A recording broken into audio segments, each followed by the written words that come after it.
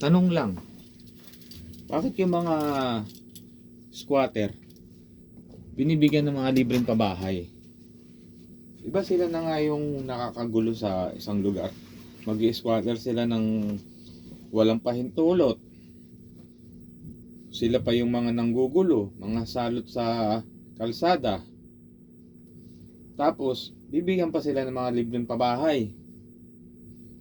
Tapos, ang gagawin pa nila, kukunin nila yung libreng pabahay, tapos, ibibenta nila, tapos babalik ulit sila doon sa lugar kung saan sila nag-i-squatter. Lang yan, ginagawa ng negosyo ah. Tapos kami mga nagtatrabaho, hirap na hirap kumuha ng sariling bahay. Puti na yung mga buhok namin, ang hirap pa rin. Pupunta ka sa bangko, maglo-loan ka, ang daming requirements, pahirapan ka. Tapos yung mga squatter, ganun lang ang gagawin. Pupunta lang sa isang lugar, magtatayo ng bahay ng walang pahintulot. Tapos sila pa yung pagtatanggol ng mga politiko. Bakit? Kasi ang dali nilang bilhin para sa boto. Pero yung mga nagtatrabaho, yan, nag-iisip yan ng tama kung sino talaga yung iboboto nila. Hindi mo makukuha sa 500 yan, 1,000, baka isang palpa sa'yo yung pera na yan. Iboboto nila kung sino talaga yung totoo. Kaya ang dali nilang pagbigyan itong mga squatter, mga sinasabi nilang mahirap kunwari. Bakit?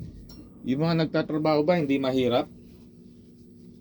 Mahirap din sila, di ba? Kaya nga sila nagtatrabaho. Pero nagsusumikap sila.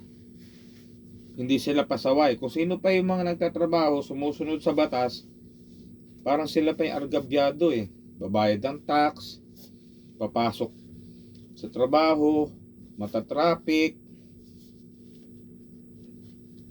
kawawa. Tapos yung mga squatter, gigising ng tanghali, pupunta lang sa kalsada, manghihingi minsan sa mga jeepney driver, sa mga truck, magpupunas ng salamin. Pag hindi nagbigay,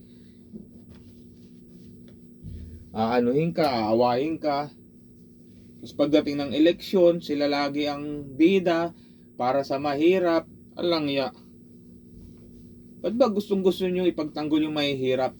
Hindi naman siya sinasabing masama lahat ng mahihirap. Pero reality, sila naman talaga makulit eh. Sa Manila na lang, sa NCR sa Manila, sino ba yung makukulit? Makukulit sa kalsada? Sino ba yung mga nang-hold up? Ang ino-hold up nila, yung mga mahihirap din na nagtatrabaho. Yung lumalaban ng tama, ng patas. Yun ang mga biktima nila. Tapos, sila pa rin yung pinagtatanggol nyo. Bakit hindi nyo naman ipagtanggol yung mga nagtatrabaho ng patas? Bakit hindi naman silang gawin yung priority? Hindi puro mahihirap dahil ba madali yung bilhin yung boto nila? Dahil 500 lang, lata lang ng sardinas. Okay na? Kayo na iboboto? Lang iya. Ito naman pa talaga ang buhay. Sa Pilipinas, yan ang problema eh. Kung sino yung inaapi, kunwari, kahit sila yung may kasalanan. Kahit sila yung may kasalanan, ang ipagtatanggol pa rin yung mga mahihirap.